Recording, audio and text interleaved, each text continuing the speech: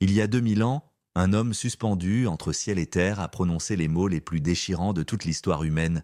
Mon Dieu, pourquoi m'as-tu abandonné ?» Ce n'était pas le cri d'un inconnu, c'était le Fils de Dieu lui-même, celui qui avait ressuscité des morts, calmé des tempêtes, guéri des aveugles. Et pourtant, dans l'heure la plus sombre, le ciel restait fermé. Si Jésus a traversé le silence divin, qu'est-ce que cela dit de ce que tu traverses ce soir? Voici ce que personne ne t'a jamais expliqué clairement. Le silence de Dieu n'est pas un accident. Ce n'est pas un bug dans le système spirituel. C'est une arme de transformation, précise, calculée et redoutablement efficace. Aujourd'hui, nous allons déconstruire ce silence, couche par couche, vérité par vérité, jusqu'à ce que ce qui te faisait peur devienne ce qui te fortifie. Reste jusqu'à la fin, parce que la dernière révélation changera ta manière d'attendre pour toujours. Pour comprendre le silence de Dieu, il faut d'abord comprendre le terrain sur lequel il opère. Nous vivons dans une génération de l'immédiateté. Une réponse tarde, 3 secondes, on rafraîchit. Une prière reste sans écho 3 semaines. On doute. 3 mois, on questionne Dieu lui-même. Nous avons réduit la relation avec le Créateur à une transaction. Je demande, tu réponds, sinon quelque chose ne va pas. Mais les Écritures racontent une histoire radicalement différente. Abraham a attendu 25 ans entre la promesse d'un fils et sa naissance. 25 ans de silence sur la question la plus urgente de sa vie. Joseph a été vendu comme esclave, emprisonné injustement, oublié par ceux qui l'avaient aidé, et pendant des années, aucune parole divine ne venait expliquer, justifier ou consoler. Le peuple d'Israël a traversé 400 ans sans voix prophétique, 4 siècles, entre le dernier prophète de l'Ancien Testament et la venue de Jean-Baptiste, silence total. Et dans chacun de ces cas, le silence précédait une intervention qui allait remodeler l'histoire du monde. Ce n'est pas une coïncidence, c'est une stratégie. Voici la première vérité que tu dois graver dans ta mémoire. Le silence de Dieu n'est jamais vide, il est chargé d'intention. Et pour le comprendre, il faut apprendre à lire ce qui se passe derrière le rideau. Retournons à Job. Cet homme était, selon les propres mots de Dieu, intègre et droit. Il craignait Dieu et se détournait du mal. Il n'avait rien fait pour mériter ce qui allait suivre. En quelques jours, il perdit ses troupeaux, ses serviteurs, ses 10 enfants, puis sa propre santé. Son corps était couvert d'ulcères. Sa femme lui conseillait de maudire Dieu et de mourir. Et ses amis, censés le consoler, passèrent 7 jours assis en silence, puis commencèrent à l'accuser. Job cria, Job argumenta, Job interrogea le ciel avec une intensité que beaucoup de croyants n'oseraient jamais. Et pendant de longs chapitres, Dieu se tait. Ce silence aurait pu sembler comme une confirmation des accusations des amis de Job. Tu as péché, c'est pourquoi Dieu ne te répond pas. C'est l'interprétation la plus naturelle, la plus dangereuse et la plus fausse. Car ce que Job ne savait pas, ce que ni lui ni ses amis ne pouvaient voir, c'est qu'une scène se jouait dans les lieux célestes. Une scène où Dieu lui-même désignait Job comme exemple de fidélité. Le silence terrestre masquait une activité céleste intense. Ce que nous appelons silence était en réalité le théâtre invisible d'un combat dont Job ignorait tout. Et la réponse de lorsqu'elle vint enfin ne ressembla en rien à ce qu'il avait demandé. Elle était infiniment plus grande. La confiance que beaucoup placent dans leurs propres interprétations du silence, Dieu ne répond pas donc il m'a abandonné, cette confiance est mal placée. Et cette erreur d'interprétation coûte très cher spirituellement. Le silence divin obéit à des lois spirituelles précises. En comprendre le fonctionnement change radicalement ton expérience de l'attente. Premier principe, le silence prépare une élévation que tu ne peux encore imaginer. Joseph passa des années dans la fosse et dans la prison. Aucune explication divine, aucune consolation audible. Mais l'Écriture répète une phrase comme un fil conducteur invisible. L'Éternel était avec Joseph.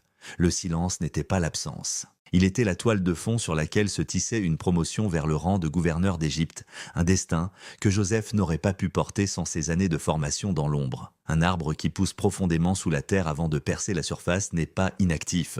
Il développe des racines capables de soutenir son futur poids. Deuxième principe, le silence purifie tes motivations. Lorsque Dieu répond immédiatement, il est facile d'aimer le miracle plus que le Dieu du miracle. Mais quand la réponse tarde, le cœur se révèle. Aimes-tu Dieu pour ce qu'il donne ou pour qui il est? Dans le livre de Daniel, les 3 jeunes Hébreux se tiennent devant une fournaise dont la chaleur a déjà tué les soldats qui les y poussaient. Et leur déclaration est l'une des plus audacieuses de toute la Bible. Notre Dieu peut nous délivrer. Et même s'il ne le fait pas, nous ne nous prosternerons pas. Voilà une foi purifiée, une foi qui ne dépend pas d'un résultat immédiat. Elle ne négocie pas avec Dieu. Elle lui fait confiance sans condition. C'est exactement cette qualité de foi que le silence vient façonner. Troisième principe, le silence développe ton discernement. Élie venait de remporter la victoire la plus spectaculaire de sa vie prophétique, 150 prophètes de Baal défaits, feu descendu du ciel, peuple prostré. Et pourtant, quelques heures plus tard, il fuyait dans le désert, épuisé, demandant la mort. Dans cette caverne, Dieu ne se manifesta pas dans le vent violent, pas dans le tremblement de terre, pas dans le feu, mais dans un murmure doux et léger. Le silence extérieur avait créé l'espace pour une écoute intérieure plus fine. Ceux qui n'ont jamais traversé de longues saisons de silence cherchent toujours Dieu dans le spectaculaire. Ceux qui ont appris à habiter le silence le reconnaissent dans l'imperceptible. Une paix soudaine au milieu de l'angoisse, une conviction profonde qui ne s'explique pas rationnellement, une impression intérieure qui persiste malgré les circonstances. Quatrième principe, le silence te détache du contrôle. Nous aimons maîtriser le calendrier, anticiper les résultats, prévoir les issues. Or, le silence divin place dans une position d'abandon total. Comme un enfant qui ne comprend pas le plan de son père, mais choisit de lui faire confiance. Abraham en fit l'expérience douloureuse. Chaque année sans enfant était une invitation à renoncer au contrôle et à s'appuyer sur la fidélité divine. Il ne résista pas toujours bien à cette invitation.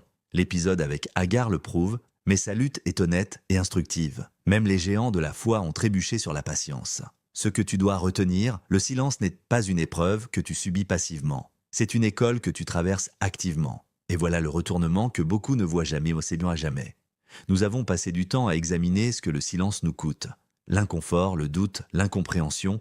Mais la vraie question n'est pas « qu'est-ce que ce silence me prend ?» La vraie question est « qu'est-ce qu'il prépare ?» Entre la mort de Jésus et la résurrection, il y eut un silence lourd, douloureux, incompréhensible pour les disciples. Le vendredi soir, tout semblait terminé. Le samedi, silence total. Les disciples étaient enfermés dans une pièce, paralysés par la peur, le deuil, la confusion. Ce qu'ils appelaient la fin était en réalité l'antichambre de la plus grande victoire de l'histoire humaine. Le silence contenait la résurrection. Ce que tu appelles retard peut être synchronisation parfaite. Ce que tu appelles absence peut être préparation. Ce que tu appelles silence peut être maturation. L'Apocalypse l'atteste même à l'échelle cosmique. Il y eut un silence dans le ciel pendant environ une demi-heure avant l'ouverture d'un nouveau jugement. Même au niveau céleste, le silence précède les actes décisifs. Il n'est pas vide, il est chargé d'intention.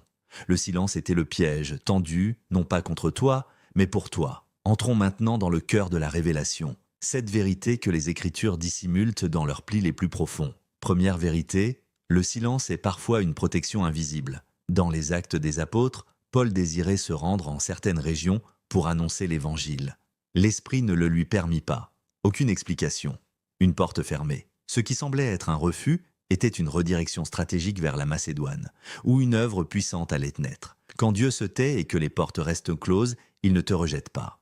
Il peut te préserver d'un chemin qui n'est pas aligné avec son dessein parfait. Deuxième vérité, le silence expose les idoles cachées du cœur. Israël dans le désert se plaignait du manque d'eau, mais en se plaignant, il révélait autre chose, une nostalgie de l'Égypte. Le confort de la servitude lui manquait plus que la liberté de la promesse. Le silence met en lumière les attachements que nous n'aurions jamais reconnus autrement. Troisième vérité, le silence élargit ta capacité spirituelle.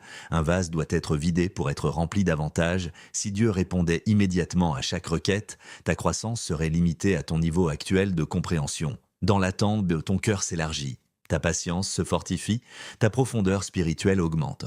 Comme une mère qui ne répond pas instantanément à chaque appel de son enfant afin de l'aider à développer autonomie et maturité, Dieu utilise le silence pour agrandir ton âme. Quatrième vérité, le silence développe l'intimité. Il existe une différence entre entendre constamment des instructions et apprendre à connaître le cœur de celui qui parle. Moïse passait du temps dans l'attente d'assignation, dans la présence de Dieu. Ce n'était pas toujours un flot de paroles. C'était une proximité transformatrice. Le silence divin t'invite à rechercher la présence plus que les réponses. Cinquième vérité, le silence révèle la bataille spirituelle invisible. Dans le livre de Daniel, le prophète pria et jeûna pendant 21 jours avant de recevoir la visite d'un messager céleste.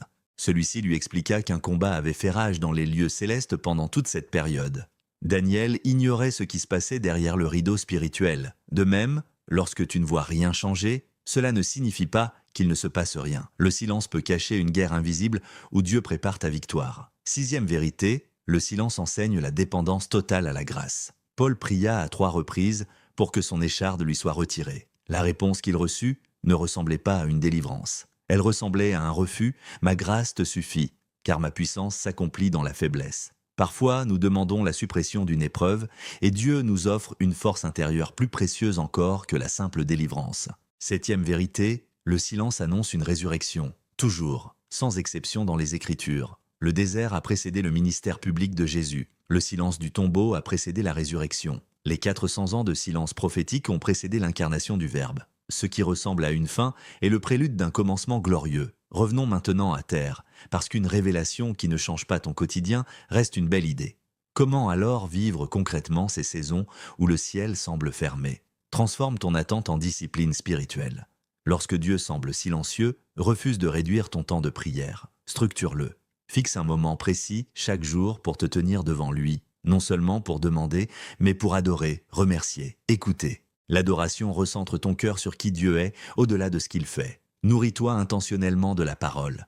Dans les saisons de silence, les émotions deviennent des narrateurs trompeurs. La Bible devient ton encre objective. Lis les psaumes à voix haute. Approprie-toi les promesses. Lorsque Jésus fut tenté dans le désert, il répondit par l'Écriture. Toi aussi, réponds aux doutes par la vérité révélée. Écris ce que tu traverses. Tiens un journal spirituel. Note tes prières, tes questionnements, mais aussi les petites réponses, les signes discrets, les impressions intérieures. Avec le temps, tu verras une trace de la main de Dieu là où tu pensais ne voir que du silence. Ce regard rétrospectif fortifiera ta foi pour les prochaines saisons. Continue d'obéir dans ce que tu sais déjà. Le silence ne suspend pas l'obéissance. Si Dieu ne te donne pas une nouvelle direction, marche fidèlement dans la dernière instruction reçue. C'est ainsi que les disciples ont attendu la promesse du Saint-Esprit, unis dans la prière, sans abandonner leur position. Protège ton esprit des comparaisons. Lorsque tu vois d'autres personnes témoigner de réponses rapides, résiste à la tentation de mesurer ton parcours à l'aune du leur. Chaque histoire est unique, chaque saison est distincte. Dieu travaille avec une précision qui dépasse la comparaison humaine. Nous arrivons au terme de ce voyage. Et si tu regardes en arrière, tu comprends désormais que le silence de Dieu n'était jamais un vide. Il était un espace sacré, un atelier invisible, un désert fertile où Dieu façonne les âmes pour des saisons de gloire plus grandes que leurs attentes initiales. Le silence n'annule pas la présence, il prépare l'élévation, il purifie les motivations, il enseigne la persévérance, il affine le discernement, il brise l'illusion du contrôle, il mature la foi, il révèle la souveraineté, il active la mémoire spirituelle et il précède, presque toujours, une révélation majeure. Imagine un musicien qui suspend le son juste avant le crescendo final. Le silence intensifie l'impact de la note suivante. Dieu est le maître de la symphonie de ton existence et ces silences ne sont jamais accidentels. Alors, laisse cette vérité descendre profondément en toi. Le Dieu qui n'a pas épargné son propre Fils n'est pas indifférent à tes larmes. Il voit chaque prière murmurée, chaque soupir étouffé, chaque nuit d'attente. Et même lorsque tu n'entends pas sa voix, sa main demeure à l'œuvre, il aligne des circonstances, il touche des cœurs, il ferme des portes dangereuses et en ouvre d'autres au moment exact. Il renforce ton caractère pour que tu puisses soutenir la bénédiction demandée. Le silence de Dieu n'est jamais le dernier mot. Son amour l'est, sa fidélité l'est, sa promesse l'est. Marche donc avec assurance, même lorsque le chemin semble calme et sans écho. Car dans ce calme se prépare une œuvre qui dépassera tout ce que tu avais imaginé. Et si le silence que tu redoutes était en réalité le laboratoire secret où Dieu façonne ton futur témoignage, qu'est-ce que cela changerait dans ta manière d'attendre aujourd'hui? Écris ta réponse en commentaire. Partage ce message avec quelqu'un qui traverse sa propre saison de silence. Et souviens-toi toujours, derrière chaque silence se cache une intention d'amour et celui qui t'appelle à lui faire confiance ne trahit jamais ceux qui s'abandonnent entre ses mains.